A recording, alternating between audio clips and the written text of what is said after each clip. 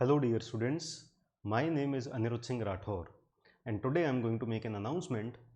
I will be discussing all the conventional questions, previous year's conventional questions of strength of materials in this video lecture series. तो इस video lecture series में मैं सारे के सारे previous years के conventional questions strength of materials के discuss करने जा रहा हूँ. Okay, so subject will be strength of materials and I'll be discussing all the previous year's conventional questions here. My name is Aniruddh Singh Rathore. तो इसके बारे में और ज़्यादा डिटेल में डिस्कस करते हैं. So what all topics I will be discussing. Topics will be, every topic will be covered. Properties of materials, shear force and bending moment, deflection of beams, transformation of stress and strain, bending stresses, shear stresses, torsion and torsional stresses, combined stresses, columns, springs and pressure vessels. ये जितने भी topic हैं strength of materials का पूरा syllabus cover करते हैं और इन सारे के सारे टॉपिक से मैं जितने भी कन्वेंशनल क्वेश्चंस आ चुके हैं आज तक वो सारे के सारे डिस्कस करूंगा आपके साथ इस यूट्यूब वीडियो लेक्चर सीरीज के अंदर. ओके, सो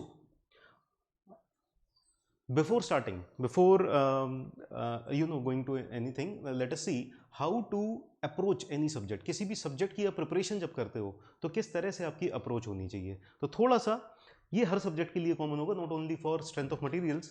थोड़ा सा डिस्कस कर लेते हैं इस चीज़ के लिए.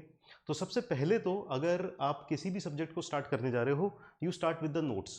ओके, उस सब्जेक्ट के आपको नोट्स प्रिपेयर करने पड़ेंगे. ठीक है, तो नोट्स कैसे प्रिपेयर करोगे? या तो आप किसी कोचिंग इंस्टीट्यूट को ज्वाइन करोगे. Okay, you can join any coaching institute. वहाँ पर जो भी एजुकेटर्स, जो भी फैकल्टीज, जो भी टीचर्स आपको पढ़ा रहे हैं वो नोट्स आप प्रिपेयर कर लो. या फिर notes can be your self made notes. तो सेल्फ मेड नोट्स के लिए आप एक स्टैंडर्ड टेक्स्ट बुक या फिर दो स्टैंडर्ड टेक्स्ट बुक रेफर कर सकते हो और उनसे आप अपने खुद के नोट्स बना लो. Okay, so either of these two options you can choose. The thing is that self made notes में आपको कॉन्सेप्चुअल क्लैरिटी तो बहुत अच्छी मिलेगी बट टाइम डेफिनेटली 3 टाइम्स ज़्यादा लग जाएगा as compare to coaching. But anyways it's up to the individual. Okay, अगर आपका अंडरस्टैंडिंग लेवल थोड़ा सा एवरेज लेवल से ऊपर है so you can opt for this.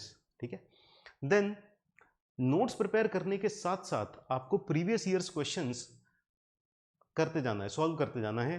Okay, ये हर एग्जाम के लिए इंपॉर्टेंट है previous years questions. So previous years questions आपको objective as well as conventional solve करने हैं so that you get to know कि हमारे एग्जाम ओरिएंटेड स्टडीज कैसी हैं. ठीक है, what are the topics that are more relevant to the exam. Okay, so notes बनाते वक्त आपको क्वेश्चंस भी साथ में प्रैक्टिस करने हैं और फिर इसके बाद देखिए इस स्टेप पर ज़्यादातर लोग रुक जाते हैं. ठीक है, most of the people stop after solving. आपने नोट्स बना लिए, प्रीवियस ईयर्स क्वेश्चंस कर लिए और सोचा हो गया, बस हमारी प्रिपरेशन कंप्लीट हो गई. But in order to develop the ability of solving new questions as well, आपके अंदर ये एबिलिटी आनी चाहिए कि आप नए क्वेश्चंस भी सॉल्व कर सको. डिफरेंट टाइप के क्वेश्चन, कोई एक नया तरह का क्वेश्चन आ जाए तो आप कितने आसानी से उसको सॉल्व कर पा रहे हो. इस एबिलिटी को डेवलप करने के लिए आपको और नए तरह के क्वेश्चंस प्रैक्टिस करने होंगे. Okay, so you have to practice more number of questions. अब इनके सोर्सेज क्या हो सकते हैं? You can opt any test series, any good test series that is in available and you can opt for textbook questions also. Her text book के अंदर कुछ questions दिए रहते हैं. ओके, जब भी थ्योरी पढ़ाई जाएगी उसके बाद कुछ क्वेश्चंस रहेंगे सो वो स्टैंडर्ड टेक्स्ट बुक के क्वेश्चंस आप सॉल्व करो and you will see that many standard text book questions are directly asked in the examinations. Engineering services GATE के थोड़े से मॉडिफाइड रहते हैं बट इंजीनियरिंग सर्विसेज में तो डेफिनेटली स्टैंडर्ड टेक्स्ट बुक के conventional questions as it is पूछ लिए जाते हैं. Okay, so this should be the approach for any subject. Now let us see what are the benefits of solving previous year's questions. So I'll say first benefit previous year's question solve करने का है confidence build-up. आपने जो भी कुछ theory पढ़ी, जो भी आप चाहे कोचिंग के नोट से पढ़ रहे हो चाहे आप सेल्फ मेड नोट से पढ़ रहे हो, जब आप प्रीवियस ईयर्स क्वेश्चन सॉल्व करने लग जाते हो तो आपको एक कॉन्फिडेंस आ जाता है कि आपकी प्रिपरेशन एक सही डायरेक्शन में जा रही है. Your preparation is going in the correct direction. Okay, तो एक कॉन्फिडेंस बिल्टअप होता है कि हाँ हमसे प्रीवियस ईयर्स क्वेश्चन सॉल्व हो रहे हैं. Then you get to know the level of examination. देखिए इंडिया में जैसे कोई भी किसी भी लेवल पे आप जाओगे तो एग्जामिनेशंस बहुत सारे होते हैं। जैसे आपने ग्रेजुएशन कर लिया, फिर आपके सामने ऑप्शंस होते हैं engineering services, GATE, SSC, JE, state examinations and all that. सारे के सारे एग्ज़ाम एक ही बुक से आएंगे। जैसे स्ट्रेंथ ऑफ मटेरियल की आपके पास कोई भी बुक है, बीसी पूनमिया है लेटर से, या एनी अदर, ठीक है, राजपूत है, तो आप जो भी एग्ज़ाम्स होंगे, ठीक है, जितने भी 5-6 एग्ज़ाम्स हैं, सबके सब उसी बुक से होंगे, लेकिन उनके क्वेश्चंस पूछने का लेवल अलग होगा हर एग्ज़ाम के लिए।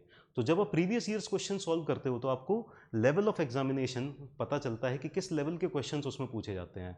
सो you focus on that level, right. SSC JE की प्रिपरेशन कर रहे हैं तो गेट लेवल के क्वेश्चन सॉल्व करने का कोई मतलब नहीं है, right. Okay, so level of examination पता चलता है।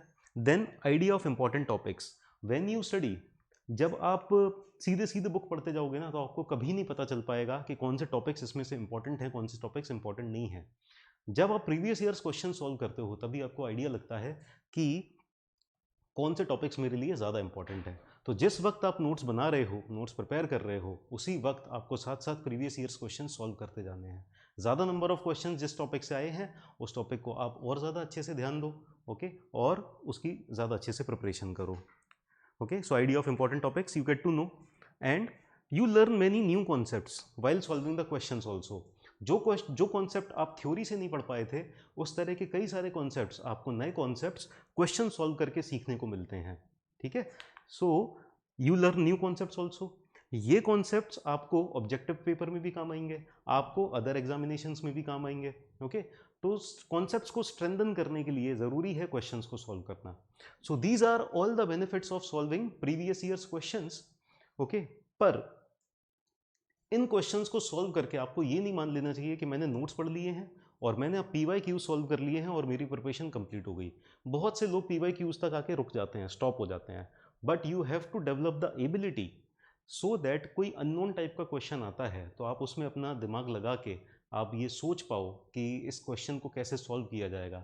वो एबिलिटी आपको डेवलप करनी होगी, तो उसके लिए आपको और क्वेश्चंस प्रैक्टिस करने होंगे। तो जैसा मैंने प्रीवियस स्लाइड में बताया था, उन एडिशनल क्वेश्चंस के लिए आप कोई अच्छी टेस्ट सीरीज यूज़ कर सकते हो, या फिर आप स्टैंडर्ड टेक्स्ट बुक के क्वेश्चन सॉल्व कर सकते हो, या फिर आप ये दोनों चीज़ें कर सकते हो, ठीक है।